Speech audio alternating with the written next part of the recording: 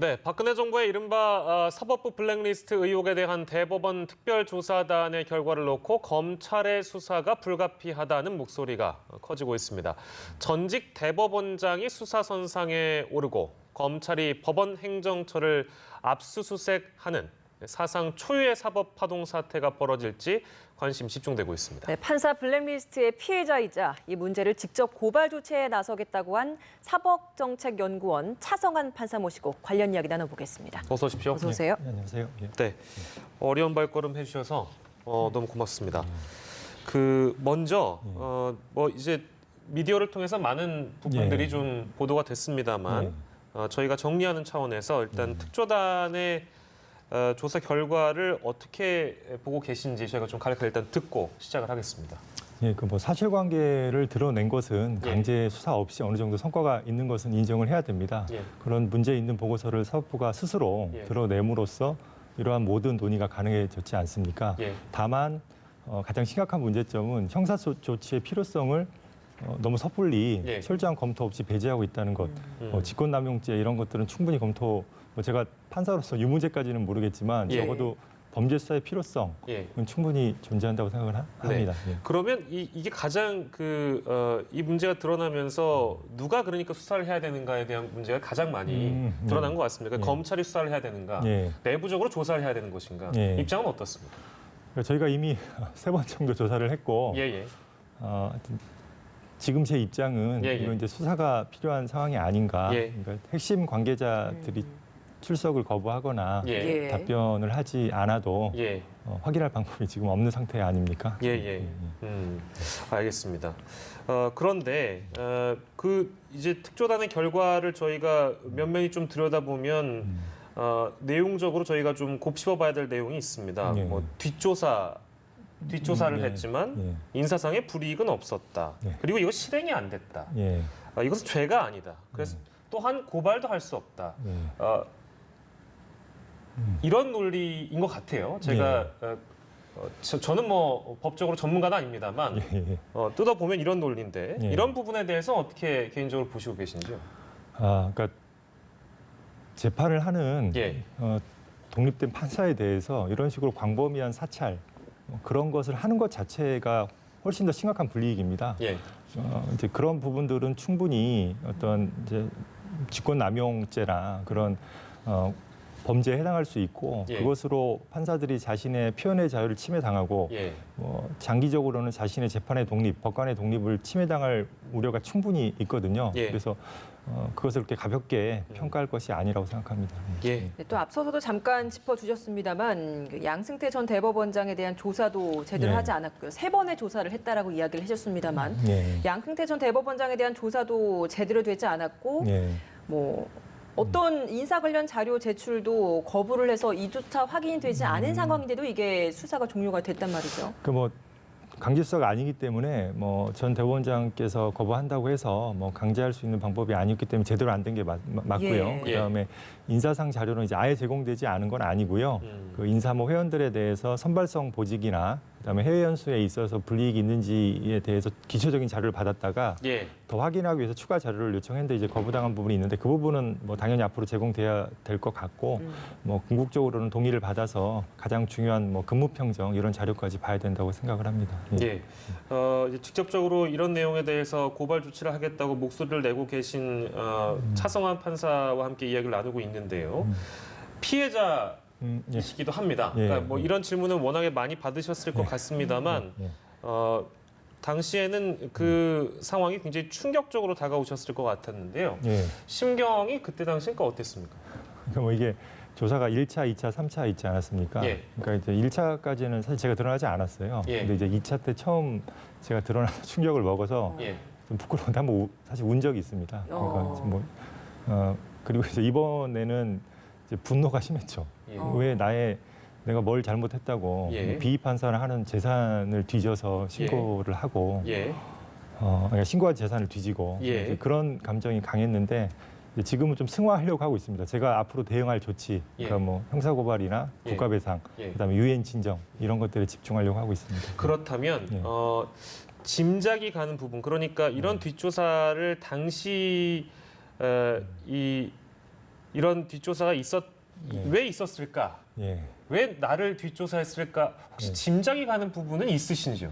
뭐 결국 상고법원이죠. 예. 그러니까 이제 저희 나라가 예. 그 어떤 사법행정권이 너무 관료적이고 예. 그 행정처에서 일을 잘해야 예. 고등부장이 되고 또 대법관으로 사실 승진하는 구조가 어느 정도 존재하거든요. 예. 그래서 임병원 차장님 같은 경우는 그런 구조에서 이제 사실은 대법관 1순위이셨고 예. 자신에 대한 재청권을 가지는 양성태 전 대법원장께서 관심을 가지는 뭐 사실은 가장 중요한 거였죠. 그 상고법원을 통과시키는 게 정말 중요한 일이었고 그 과정에서 행정처 전체가 이러한 좀 말도 안 되는 그런 행위를 저지른 것 같습니다. 근본적으로는 이 행정처를 이렇게 두면 안 되고 판사들을 다 빼서 법무부처럼 탈판사화해야 되지 않나 싶습니다. 거기에 대해서 이제 좀 반대의 목소리를 내셨고 다른 제안을 하셨던 거죠? 예. 뭐 어떤 제안을 하셨던 거죠? 그러니까 결국 이제 상고법원이 생기는 이유는 뭐냐면 저희가 대법원의 사건이 너무 많아요. 그럼 단기로 생각하면은 그럼 너무 많으니까 우리가 상고법원 만들어서 나눠주자로 생각할 수 있고 근데 제가 보기에 근본적인 원인은 저희가 다른 나라 판사보다 한 3-4배 사건을 더 빨리 처리합니다. 뭐 야근하고 뭐 주말 근무해도 근데 그러기 때문에 저희가 평균 5분 재판을 못 하거든요. 소액은 좀 부끄럽지만 하루에 막 100명씩 진행합니다. 그렇게 하면 저희가 급하게 올릴 수밖에 없어요. 급하게 항소심으로 올리고 선고심 올리고 그래서 제가 우리 1, 2심 판사부터 지금 3,000명을 6,000명, 9,000명으로 올려서 그렇게 먼저 풀어 나가자. 근데 이제 거기에 대해서 판사 수가 늘면 뭐 사회적 희소성이 떨어지고 지위가 떨어져서 싫다고 하시고 모르겠습니다. 왜 이런 상고법원 같은 좀 잘못된 방법만 고집하시는지 잘 이해가 안 됩니다. 그런 목소리를 내셨기 때문에 그렇죠. 아마도 이렇게 피해자가 되시지 않았을까 하는 짐작을 또 조심스레 할 수 있겠네요. 물론 이제 우리 차 판사님의 의견은 그렇습니다만 혹시나 내부적으로 다른 판사들의 의견은 어떤지 좀 궁금하네요. 그게 이제 그런 질문이 많은데요. 사실은 뭐 3,000명의 판사를 다 알 수는 없고 적어도 저에게 전하는 분들은 심각한 우려를 표하시고 계시고 추가적 조치가 필요하다는 의견이 많습니다. 근데 다만 뭐 저와 다른 생각을 가진 분은 저에게 연락을 안 하시겠죠. 제가 알 수는 없습니다. 네, 어쨌든 이 법관들을 뒷조사했다는 건 현재 밝혀진 사실이고 그렇습니다. 이 부분에 대해서는 법적으로 좀 충분히 문제가 되는 부분인 거죠. 그 좀 언론에 대해 좀 아쉬운 부분인데 이제 그게 되게 중요한 부분입니다. 그러니까 그런 조사를 하도록 지시를 받는 그 심의관 입장에서는 위법한 지시에 대해서는 복적 의무가 없거든요. 근데 그러한 위법한 행위를 하게 하는 것, 그것이 바로 직권남용죄에서 의무 없는 일을 하게 하는 것에 해당합니다. 그러니까 해당한다고 볼 수 있습니다. 제가 판사이기 때문에 그 유무죄에 대한 판단은 저도 조심스러운 면이 있고요. 사실관계를 봐야 되니까. 그리고 그로 인해서 예를 들어 저 같은 경우는 저희 표현의 자유를 억압당하지 않습니까? 그리고 뭐 재판장 같은 경우는 자기 선고기를 미뤄달라고 해서 뭐 미루고 그건 분명히 그 어떤 고유한 권리를 방해당하는 건데 직권남용을 통해 권리 행사를 또 방해당할 소지가 있는 거죠. 그런 부분들이 분명히 범죄 혐의로서 수사가 필요합니다. 그렇기 때문에 더욱더 수사가 필요하다는 입장이시고요. 다른 내용인데요. 판사 성향 분류와 사찰에 연루된 책임자들을 고발하고 국가를 상대로 배상 청구도 하겠다. 이런 입장도 마찬가지로 갖고 계시고요. 이런 내용들을 좀 더 저희가 알기 쉽게 설명을 해주실 필요는 있는 것 같습니다. 그러니까 내용이 상당 부분 좀 어려운 부분이 있었어요. 그러니까 뭐 형사 부분은 제가 뭐 생각하겠습니다. 뭐 다만 하나 더 추가하면 저 같은 경우는 뭐 제 재산 신고 내역을 뒤졌거든요. 근데 그것은 개인정보보호법이나 공직자윤리법 위반으로서 뭐 제가 피해자로서 그런 권리를 가지는 부분이 있고요. 그다음에 이제 국가배상 청구라는 것은 결국 그 행정처의 그런 심의관들 또는 뭐 임병원 차장 그런 분들이 위법한 직무를 해서 국민의 한 사람인 저의 표현의 자유를 억압했습니다. 이거는 헌법을 유린하는 아주 중대한 문제고요. 그에 대해서는 공식적인 법원의 판결로서 역사의 기록을 남겨야 된다는 생각을 하고 있고요.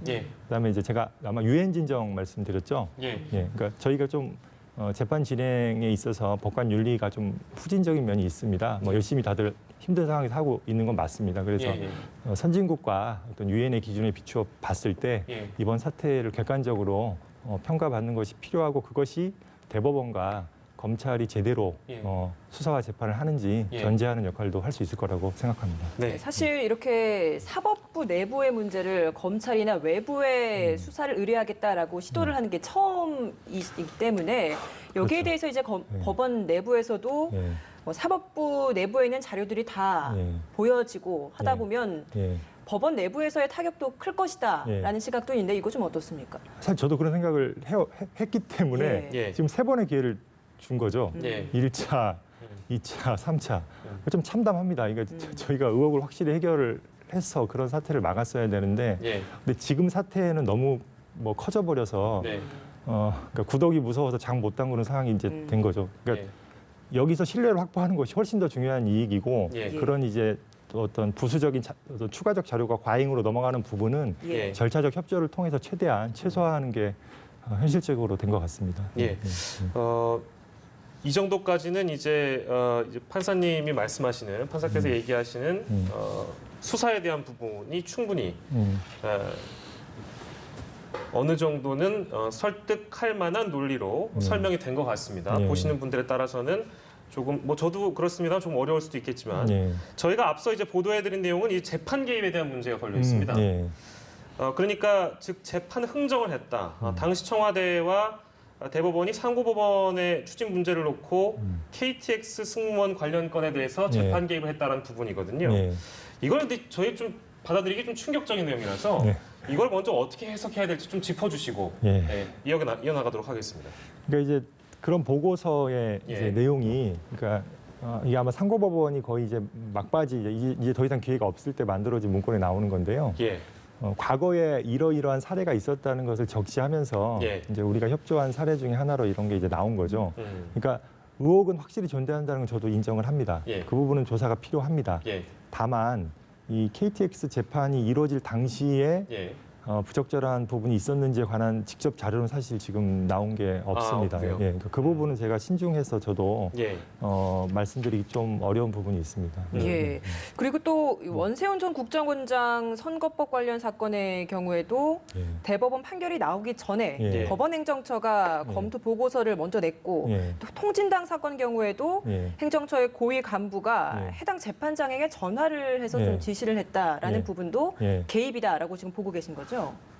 그러니까 이제 너무 영화에서 나오는 그런 뭐 누가 전화해서 뭐 이렇게 저렇게 그런 식의 개입이 이루어질 정도의 법원은 아닙니다. 그런 그림이 좀 그려지는 내용처럼 보이기 때문에 아마 이런 질문들이 나오는 것 같습니다. 근데 이제 그러지 못하기 때문에 어떤 세련된 방식의 영향을 미치려는 시도가 이제 보고서를 사법행정권자가 정상적으로 작성하는 것처럼 해서 그걸 자기들만 보면 문제가 없죠. 근데 그것을 재판도 아직 제대로 진행이 끝나지도 않았는데 재판부에 넘겨줌으로써 사법행정권자는 이렇게 생각하고 있구나 이런 영향을 미칠 수 있게 되고 그다음에 이제 전화를 통해서 어떻게 진행하고 있냐 뭐 정상적으로 좀 물어보면서 사건 내용을 파악하고 선고기일을 파악하고 그것을 청와대의 어떤 협상과 딜의 용도로 쓰는 것 그것 자체가 재판 개입이라고 봐야 합니다. 판사 사찰, 재판 개입에 관여한 사람도 그러니까 뭐 이제 저희가 앞서서 거론한 내용은 사실 양승태 전 대법원장을 어떤 수사 선상에 놓고 이야기를 많이 거론했는데 판사 사찰이나 어떤 재판 개입에 관여한 사람도 결국 모두 사실은 우리가 판사라고 봐야 되는 상황이잖아요. 근데 이런 분들에 대해서는 어떤 조치가 내려져야 된다고 마찬가지로 보시는지요? 그러니까 그런 분들이 아마 한 뭐 10명, 20명 될 겁니다. 저희 전체 판사가 3,000명이고요. 일단 3,000명의 판사가 신뢰를 얻고 제대로 재판하는 게 중요하지 않겠습니까? 그래서 그 10명, 20명에는 사실 제가 뭐 친분이 있는 분들도 적지 않습니다. 그래서 저도 이런 말을 하는 게 좀 쉽지 않지만 법에 따라서 좀 도려낼 부분을 도려내는 일이 필요한 것 같습니다. 판사들 내부에서도 좀 자정의 움직임이 있는 것 같아 보이는 게 서울중앙지법 단독 판사들이 판사회의를 또 개최하기로 했고 그리고 법관 대표회의 의장도 글을 올렸습니다. 이런 것들 보면 좀 어떤 움직임이라고 좀 보십니까? 이제 저희가 재판의 독립을 침해당할 때 사실 그걸 지켜준 것은 정치인들이 아니었습니다. 그러니까 평판사들이 사법파동의 역사를 통해서 모여서 그런 변화를 이끌어 나왔고요. 이제 다행히 전국법관대표회의가 제도화됨으로써 그런 것들이 더 용이해졌고 앞으로 뭐 미국 연방법관대표회의처럼 명실상부하게 중요한 견제와 또 의사결정에 참여하는 역할을 해주었으면 좋겠다는 기대감이 있습니다. 예, 세 번의 조사 끝에 만족할 수 없는 결과고 받아들일 수 없는 결과가 나왔기 때문에 이제 이를 더 투명하게 신뢰성 있는 수사를 통해서 이 모든 것들을 이제 밝혀내야 된다고 지금 주장을 하고 계신데요. 하지만 이제 국민들이 바라보는 온도는 조금 어느 정도 좀 다를 수도 있을 것 같습니다. 사법부의 신뢰가 땅에 떨어진 상황이라고 인식할 수도 있는 상황이기 때문에 모르겠습니다. 이제 앞으로 어떻게 이제 향후의 이 모든 내용들이 추진될지는 저희가 지금 여기서 단정할 수 없습니다만 사법부가 국민적인 신뢰를 이번 일을 통해서 회복하려면 어떤 대책이 필요하다고 개인적으로 보시는지 좀 마지막으로 여쭙고 싶습니다. 그러니까 수사는 반드시 엄정하게 이루어져야 됩니다. 그게 기본이고요. 그걸 통해서 문제가 무엇인지를 파악한 다음에 일단은 그 행정처, 이 관료적인 이 행정처의 상급 판사들을 3, 40명씩 보내서 일선 판사들을 이렇게 사찰하고 이렇게 하는 구도를 사실 그냥 전면적으로 해체해서 판사들을 다 빼고 그 의사 결정권은 뭐 미국 연방법관대표 회의와 그 하부 상임위원회가 있거든요. 그런 수평적인 평판사들이 주도하는 뭐 10개, 20개의 위원회가 가지고 그 위원회에 또 국민들의 필요한 경우 외부 참여를 제도화하는 방안. 좀 이런 좀 재미없을 수 있죠. 근데 국민들과 언론께서 이 문제를 진짜 해결하고 싶으시다면 좀 재미없더라도 끝까지 관심을 가지고 그런 부분까지 관심을 좀 기울여 주셨으면 감사하겠습니다. 네, 많은 관심을 가지고 국민 여러분들께서 또 주시를 해주셨으면 좋겠습니다. 현직 판사가 방송에 나와서 이렇게 목소리를 낸다는 거는 참 어려운 일이라고 저도 이제 들었는데요. 어려운 발걸음 해주셔서 너무 감사합니다. 사법정책연구원 차성환 판사 모시고 관련된 얘기 나눠봤습니다. 오늘 너무 고맙습니다. 고맙습니다. 감사합니다.